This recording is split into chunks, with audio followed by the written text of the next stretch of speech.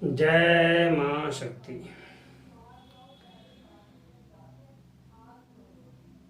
आज ये जो वीडियो बना रहे हैं हम, एक बहुत ही महत्वपूर्ण उद्देश्य है ये बनाने का। कि जैसे कि आपको मालूम है, पूरे विश्व के अंदर इस समय एक कोरोना वायरस नाम की एक बीमारी फैली हुई है। अभी तक पूरे विश्व में किसी को भी ये जानकारी नहीं मिली है कि ये वायरस है क्या, कहाँ से आया, और जानकारी के अभाव में इसका कोई इलाज भी नहीं हो पा रहा। तो इस कारण लोगों की कम से कम समय के अंदर ज़्यादा से ज़्यादा मृत्यु हो रही है। हमारी एक अपनी आध्यात्मिक ट्रस्ट है, इंडियन स्पिरिचुअल एंड मोक्ष रिसर्च ट्रस्ट। इस प्रकार की जो भी आपदाएं आती हैं या देश के अंदर ऐसी कोई मुसीबत आती है, तो हम लोग जो हैं इसके ऊपर रिसर्च करते हैं। हमारी रिसर्च जो है आध्यात्मिक तौर पर होती है। हम ईश्वरीय शक्तियों से संपर्क करके ये जानने की कोशिश करते हैं कि जो देश के अंदर कोई ऐसी मुसीबत आ रही है तो उसका समाधान किस तरीके से किया जाए। क्योंकि जब इंसानी समझ काम नहीं करती तब ईश्वरीय शक्तियों का सहारा लेना पड़ता है। हमें जो ईश्वरीय शक्ति से ज्ञान प्राप्त होता है उसके आधार पर हम कार्य करते हैं और ईश्वर की कृपा से हम उसमें सफल भी होते हैं। लेकिन यदि हम अपनी आध्यात्मिक शक्ति के बारे में किसी नेता को या वैज्ञानिक को बताएंगे तो वो उस चीज को नहीं मानते, क्योंकि विज्ञान जो है वो अपने तथ्यों पे चलता है और आध्यात्मिक जो है वो अपने तथ्यों पे चलता है। चाहे विज्ञान हो या पराविज्ञान हो, दोनों का एक ही उद्देश्य होता है कि जन कल्याण। अगर कोई किसी के ऊपर दुख है या मुसीबत है तो उसको किसी भी माध्यम से दूर किया जाए। इसमें पूरे देश के नहीं अपितु पूरे वर्ल्ड के जितने भी वैज्ञानिक हैं वो इस कोरोना वायरस को लेकर शोध कर रहे हैं।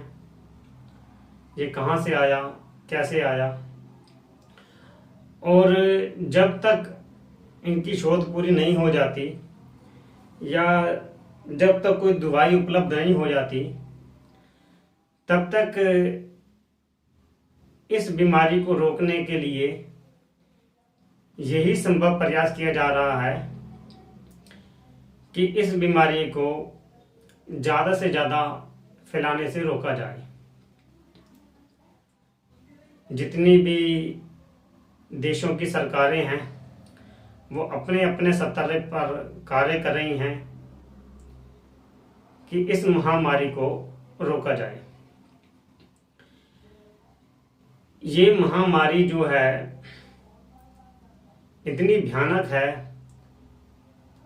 कि कम से कम समय के अंदर ज़्यादा से ज़्यादा लोगों की जान ले रही है। बीमारी चाहे कोई भी हो, वो कभी भी इन आंखों से दिखाई नहीं देती। सिर्फ बीमारी जो है महसूस की जाती है, उसके सिस्टम नजर आते हैं, उसी आधार पर ही उसकी दवा विकसित की जाती है और उसका उपचार किया जाता है। और जनमानस को यही सलाह दी जाती है कि किसी भी तरीके से जो भी आपदा आई है इसको धीरे धीरे अपने स्तर पर दूर किया जाए। अभी तक कोरोना के वायरस के बारे में कोई भी पुख्ता जानकारी नहीं है कि वायरस कहाँ से आया, कैसे फैला।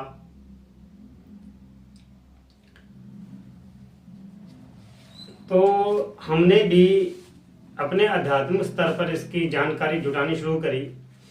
जिस प्रकार इसमें हमने देखा कि पूरे विश्व के अंदर ये बीमारी फैल रही है, जल्द से जल्द लोगों की मौतें हो रही हैं, तो हमने भी अपनी पूजा पाठ के माध्यम से,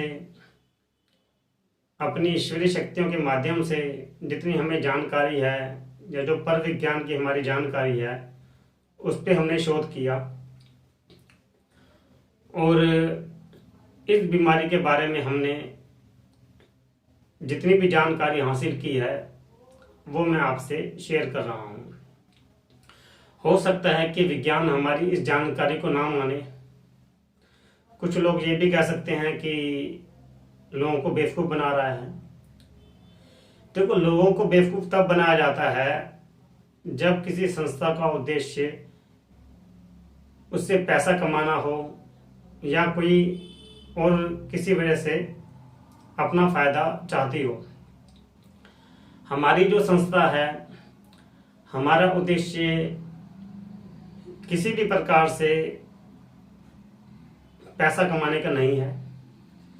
हमारा जो उद्देश्य है केवल यही है कि जब तक हम जिए हम लोगों के भलाई के काम करें और ईश्वर की शक्ति से हमें जो ज्ञान प्राप्त हुआ है वो हम ज़्यादा से ज़्यादा लोगों को बताएं।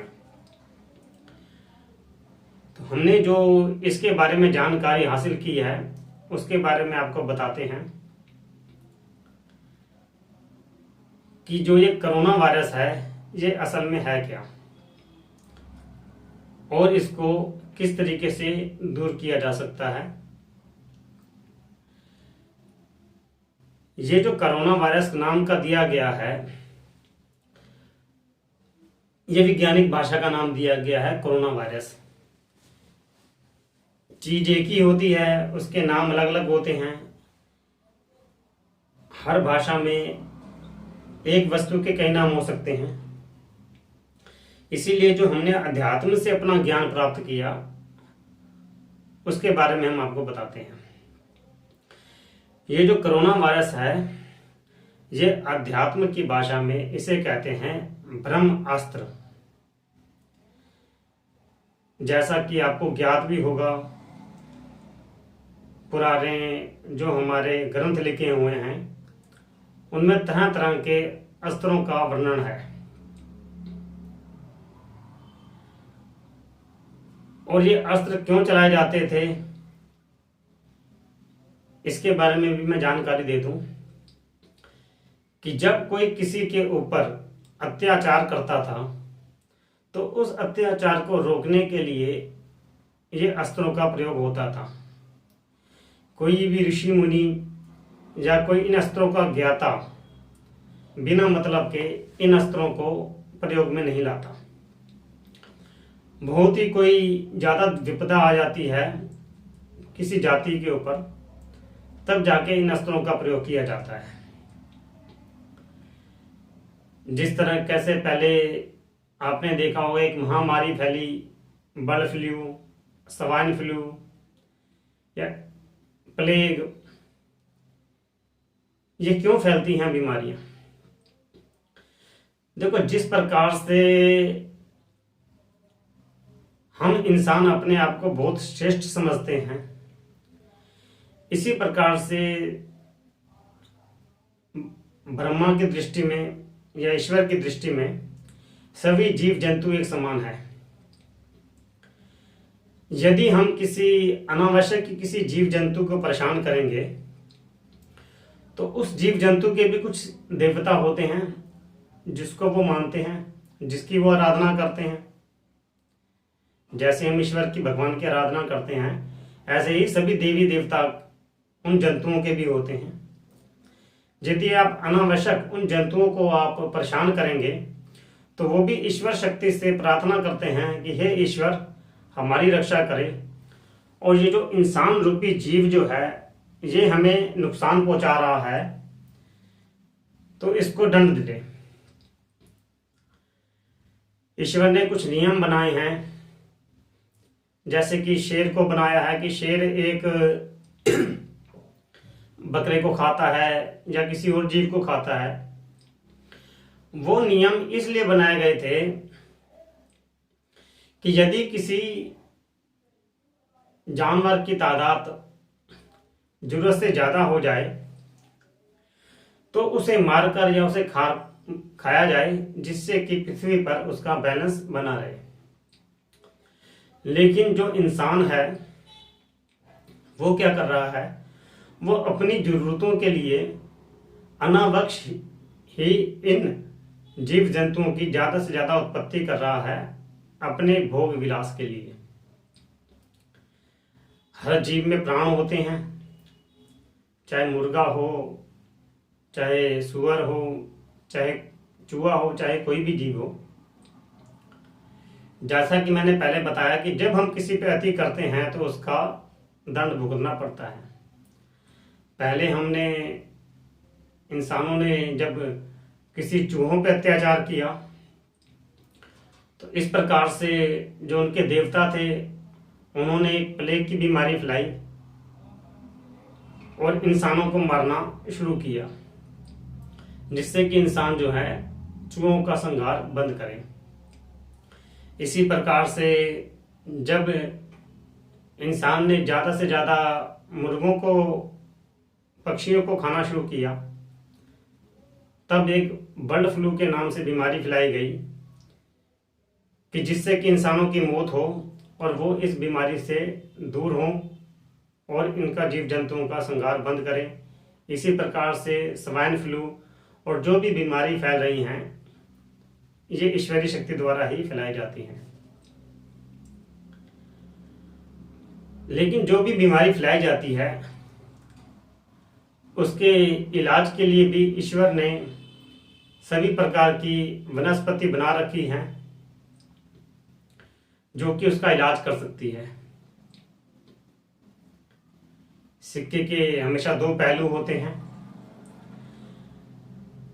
इसी प्रकार से जो वनस्पति बना तो गई हैं, लेकिन बड़ी बात है उस वनस्पति का ज्ञान होना। जब तक आपको किसी वनस्पति को ज्ञान नहीं होगा कि इस वनस्पति को खाने से शरीर की ये बीमारी दूर होगी, तब तक उसका कोई इलाज नहीं होता। हमारे जो वैज्ञानिक हैं वो इसी प्रकार वनस्पतियों के आधार पर कार्य करते हैं और ये जानकारी हासिल करते हैं कि किस वनस्पति को खाने से इंसान की कौन सी बीमारी ठीक होगी। और जो वनस्पति का ज्ञान है, वैज्ञानिकों को जो भी वनस्पति का ज्ञान मिलता है वो भी ईश्वरीय शक्ति से ही प्राप्त होता है, क्योंकि ईश्वर की शक्ति के बिना कहीं कुछ नहीं होता।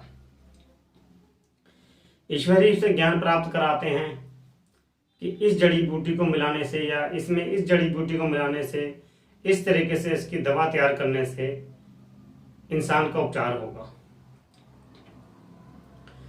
तो सबसे पहले तो मैं जितने भी मानुष हैं, व्यक्ति हैं, उनको यही कहना चाहूंगा कि कम से कम तादाद के अंदर इन जानवरों का श्रृंगार करें, शाकाहारी बने।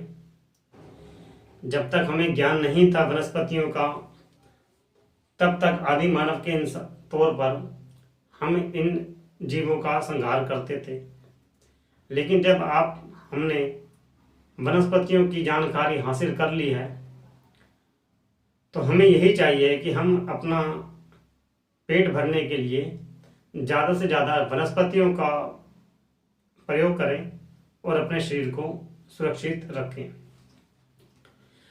अब बात करते हैं दोबारा से कोरोना वायरस के बारे में। तो मैं ये बता रहा था आपको कि ये जो कोरोना वायरस है, ये आध्यात्मिक शक्ति में एक प्रकार से है ब्रह्म अस्त्र। ये जो ब्रह्म अस्त्र चलाया गया है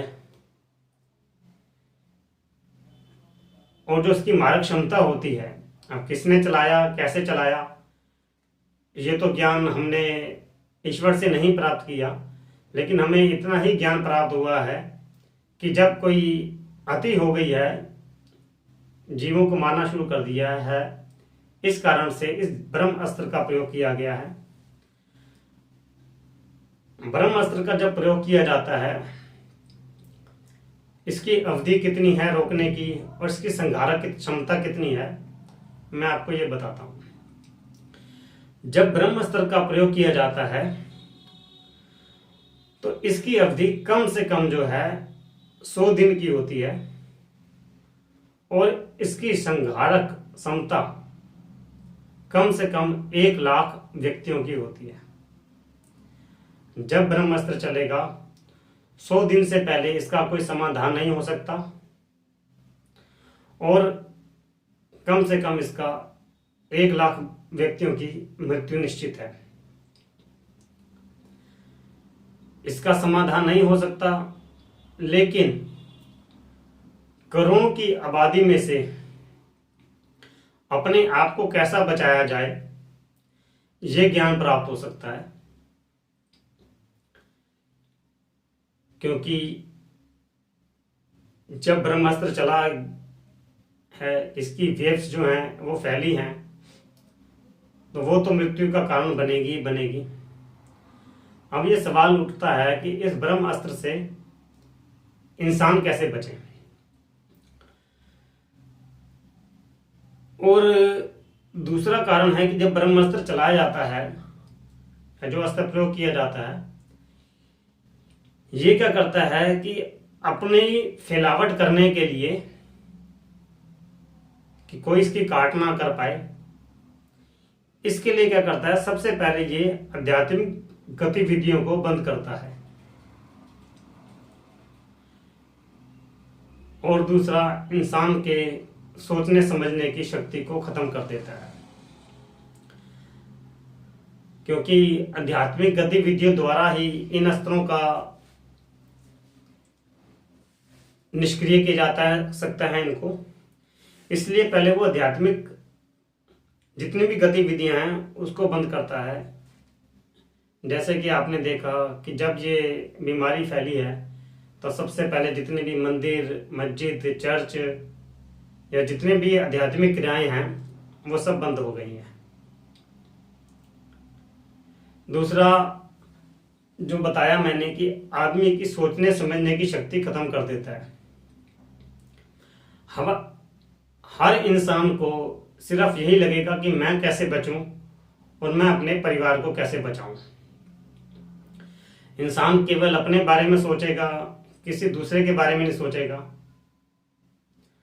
और अभी तो ये शुरुआत है, जब ये और बुरी तरह फैलेगा या बाहर के देशों में आपने देखा कि फैल रहा है, तो इंसान की भी परवाह नहीं करता। वो केवल अपना ही देखता है कि मुझे किस तरीके से इससे अपनी रक्षा करूं। ये तो मैंने बता दिया आपको कि किस तरीके से ये फैला है। अब इसके उपचार क्या हैं और किस तरीके से इसकी रोकथाम की जा सकती है, मैं आपको इस बारे में अब विस्तार से बताता हूं।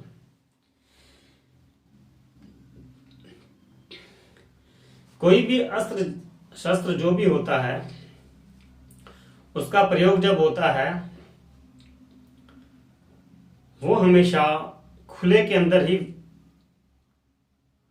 प्रयोग में आता है। हवा के माध्यम से ये चलता है। जिस ओर हवा का रुख होता है उस ओर इसकी गतिविधि ज्यादा होती है। एक तो उपाय ये है जैसे कि सारी सरकारें भी कह रही हैं कि इससे बचने के लिए घर में रहिए। घर में रहने से मतलब तात्पर्य ये है कि आप एक छत के नीचे रहेंगे। जब आप किसी छत के नीचे रहेंगे तो आप हवा के संपर्क से या खुले के संपर्क में नहीं आएंगे, तो आपकी इससे सेफ्टी होगी। और ये इंसान को बहुत सीरियस होकर इस बात को लेना पड़ेगा और समझना पड़ेगा कि जिस प्रकार से किसी देश के ऊपर कोई दूसरा देश आक्रमण करे और परमाणु अस्त्र का प्रयोग कर दे, तो उस समय इंसान को कैसे बचना पड़ता है। इंसान उस समय क्या करेगा? क्या वो बाहर खाने पीने की चीजें लेने जाएगा या अपने आप को सुरक्षित करेगा?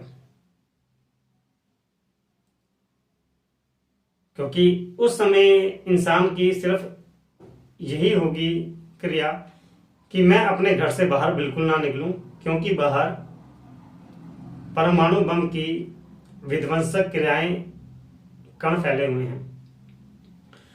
और ईश्वरीय शक्ति से इंसान के अंदर इतनी शक्ति दी गई है कि यदि कोई इंसान एक जगह अपने घर में रहता है या एक स्थान पे रहता है, बिना अन्न जल ग्रहण करे 21 दिन तक उसकी मृत्यु नहीं हो सकती।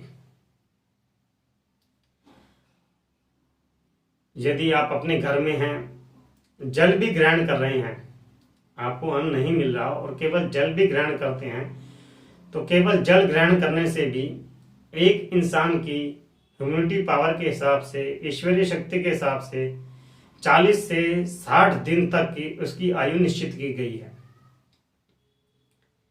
एक स्वस्थ व्यक्ति 40 से 60 दिन तक बिना अन्न जल के रह सकता है। जल भी प्रयोग करे तो जल प्रयोग करके भी वो 60 दिन रह सकता है, और हो सके तो इससे ज़्यादा भी रह सकता है। और अन्न जल ग्रहण करे बिना 21 दिन तक इंसान जीवित रह सकता है। यदि इंसान द्वारा चलाया गया कोई परमाणु बम प्रयोग में लाया जाएगा और इंसान अपने घर में भी रहेगा, तो भी आप ये समझिए कि पूरी तरह से पूरा इलाका खत्म नहीं हो जाता, उसमें से भी कुछ लोग जीवित रहते हैं, जैसा कि मैंने बताया आपको। इस प्रकार से, जिस प्रकार से मैं बता रहा हूं आपको कि एक विषाणुओं का, जो कोरोना वायरस का जो महामारी फैली है, इससे बचाव का सबसे पहला उपाय तो यही है कि अपने घर के अंदर रहें, अपने घर का वातावरण शुद्ध कर रखें, अपने आसपास की हवा को शुद्ध रखें, जिससे कि जो ये बीमारी के लक्षण हैं या बीमारी कह सकते हैं या विषाणुओं की क्षमता है, वो आप तक नहीं पहुंचे। इसका दूसरा उपाय ये है कि 24 घंटे आपके घर में एक दीपक जलता रहना चाहिए। साइंटिफिक आधार पे भी आप देखेंगे कि दीपक की जो लो होती है, उसकी गर्मी होती है, उससे जो है विषाणुओं का नाश होता है। और आप जो है ईश्वरीय आराधना से करिए, ईश्वर से संपर्क में रहिए और ईश्वर से प्रार्थना करिए कि हे ईश्वर, हमसे जो गलतियां हो गई हैं या हमारे जैसे और इंसानों ने जो गलतियां कर दी हैं, उनको क्षमा करें और इस महामारी से हमें मुक्ति दिलाएं। दूसरा उपाय ये करना है कि जैसा कि शास्त्रों में निर्मित है कि महामृत्युंजय मंत्र, ज्यादा से ज्यादा संख्या में महामृत्युंजय मंत्र का जाप करें और महामृत्युंजय का हवन करें। इससे भी वातावरण को और इसकी वाइब्रेशन के हिसाब से आप अपने शरीर को और अपने आसपास के वातावरण को शुद्ध कर सकते हैं, और जो इनकी तरंगें आ रही हैं, जिसे आप वायरस कह रहे हैं, इससे भी बचा जा सकता है। और जो तीसरा कार्य है, पहला कार्य तो बताया मैंने आपको, घर में दीपक जलाएं। दूसरा बताया महामृत्युंजय का जाप करें। यदि आप ये सब भी नहीं कर सकते, इसमें भी आपको दुविधा होती है, तो एक मंत्र है जिसका प्रयोग करके आप अपनी और अपने समाज की रक्षा कर सकते हैं। वो है मंत्र केवल ओम। ओम का जाप करके ही आप इस महामारी से बच सकते हैं, या कुछ समय तक इससे दूर हो सकते हैं। क्योंकि ओम शब्द की वाइब्रेशन इतनी अधिक है कि वो कम से कम समय के अंदर ज़्यादा से ज़्यादा तरंगें निकलती हैं उसमें, और ज़्यादा से ज़्यादा एरिया को शुद्ध कर सकता है। तो जितनी अधिक क्षमता में हो सके ओम का जाप करें, जिससे कि आगे का वातावरण शुद्ध हो। और सरकार को भी चाहिए, जो हवा दूषित हो गई है, जो किरणें या जो बैक्टीरिया फैल गए हैं, इसको आप वातावरण को शुद्ध करके इसको सही करने की कोशिश करें। अब बात आती है कि ये तो आपको मैंने उपाय बताए कि जिस प्रकार से आप अपनी रक्षा कर सकते हैं। अब इसे जड़ से कैसे खत्म किया जाएगा इस महामारी को, क्योंकि ये महामारी ऐसी तो है नहीं कि आपने सोचा कि 1 महीने में खत्म हो जाएगी या 15 दिन में खत्म हो जाएगी। जैसे आप देख रहे हैं कि कम से कम 2 महीने बीत चुके हैं और ये बीमारी अभी खत्म नहीं हो रही, और जबकि फैलती ही जा रही है।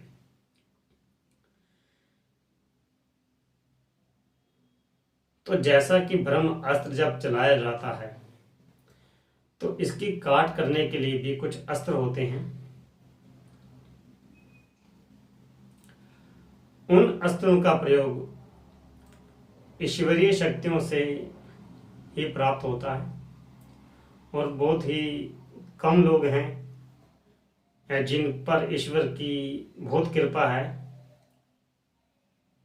वो ही इनका प्रयोग कर सकते हैं। ईश्वरीय शक्ति से ये कुछ ज्ञान हमको भी प्राप्त हुआ है, और हो सकता है कि ऐसे ही कुछ और भी ऋषि मुनि हो जिनकी हमको जानकारी नहीं है, और वो भी अपने अपने स्तर पर इसका प्रयोग कर रहे हैं, जो कि पूरे विश्व का कल्याण हो। इसी प्रकार में जितना भी साधु समाज है, या जो भी ईश्वर को मानने वाले हैं, उनसे यही दरख्वास्त करूंगा कि वो अपने अपने स्तर पर जो भी संभव हो उसका इसको रोकने का कार्य करें। ईश्वरीय शक्ति से जो हमें प्राप्त हुआ है, हम उसका प्रयोग करेंगे, जो कि ये जो महामारी है ये खत्म हो जाएगी।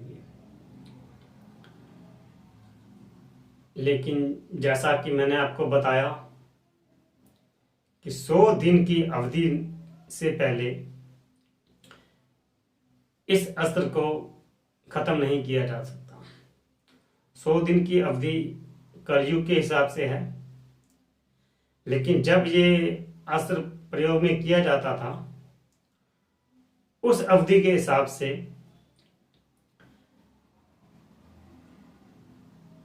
जो इस मंत्र का प्रयोग किया जाएगा ब्रह्मास्त्र को काटने के लिए, जो वो समय लगेगा उस पर हम कार्य कर रहे हैं।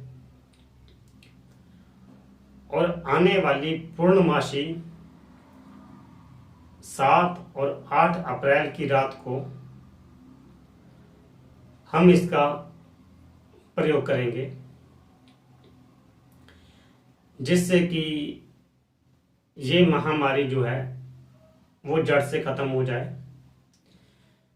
जब हम इस अस्त्र को काटने का प्रयोग करेंगे तो आध्यात्मिक शक्ति से भी इस महामारी पे लगाम लगेगी और वैज्ञानिक दृष्टि से भी जो वैज्ञानिक इस बीमारी की खोज में लगे हुए हैं उनको ज्ञान प्राप्त होगा और उनको इसकी कोई औषधि मिलेगी। तो 8 अप्रैल तक सभी इंसान जितने भी हैं उन्हें ज़्यादा से ज़्यादा संख्या के अंदर ओम का जाप करना है, जिससे कि ये जो महामारी फैली है या जो अस्त्र का किरणें हैं इसको अपने आसपास के एरिया से रोका जाए और इस बीमारी को कम से कम किया जाए। ऐसा नहीं है कि हम अभी हाथ पे हाथ रख के बैठे हैं और हम इस बीमारी से लड़ने का उपाय नहीं कर रहे। हम और जो हमारे साथ के जितने भी हमारे शिष्य हैं वो सभी इस बीमारी से लड़ने के लिए 18 से 20 घंटे तक कार्य कर रहे हैं। अपनी आध्यात्मिक शक्ति द्वारा ये ज़्यादा से ज़्यादा ना फैले, ये हम कार्य कर रहे हैं। दूसरा, अमावस के बाद 25 तारीख से जो नवरात्र शुरू हो रहे हैं इसमें हमारी क्रियाएं कुछ और अधिक तेज हो जाएंगी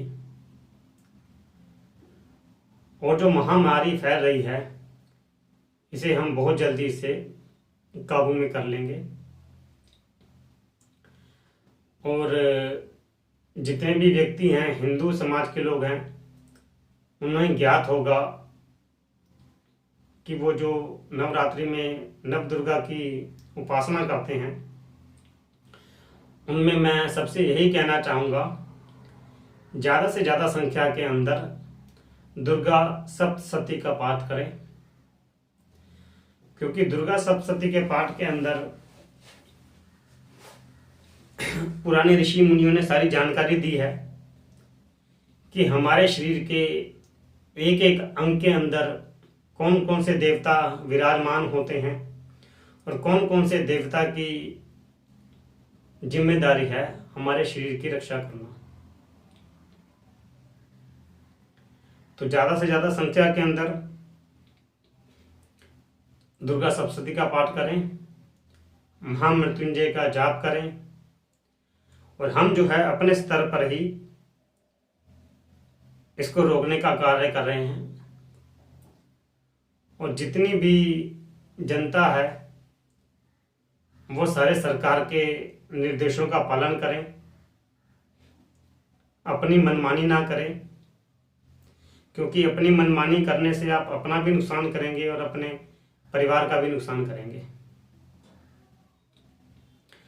सरकार के निर्देशों का पालन करें और इस महामारी को रोकने में सरकार का साथ दे और हम जो आध्यात्मिक शक्ति के बारे में आपको जो जानकारी दी है उसका भी सदुपयोग करें। और एक बार मैं आपको फिर ये बताऊंगा, 8 अप्रैल के बाद आपको ये नजर आ जाएगा कि हमने जो कार्य किया है उसका क्या रिजल्ट है। क्योंकि सरकार भी या कोई भी व्यक्ति तभी तक नहीं मानता जब तक वो कुछ देख नहीं लेता। पहले भी एक बार जैसा कि भारत में हिंसा हुई थी, वो हिंसा रोकने के लिए हमने कार्य किया था, उसका हमने कुछ प्रयोग किया था, उसकी वीडियो भी बना के हमने डाली थी और ईश्वर की शक्ति से हम उसमें सफल हुए। हम आगे भी इसी प्रकार से जो भी कोई देश के ऊपर या विश्व के ऊपर मुसीबत आएगी, हम आध्यात्मिक शक्ति द्वारा उसका उपचार करेंगे और पूरे विश्व कल्याण की ओर अग्रसर रहेंगे। आप केवल ये मत सोच लेना कि खाली हम ही कार्य कर रहे हैं तो सब कुछ ठीक हो जाएगा।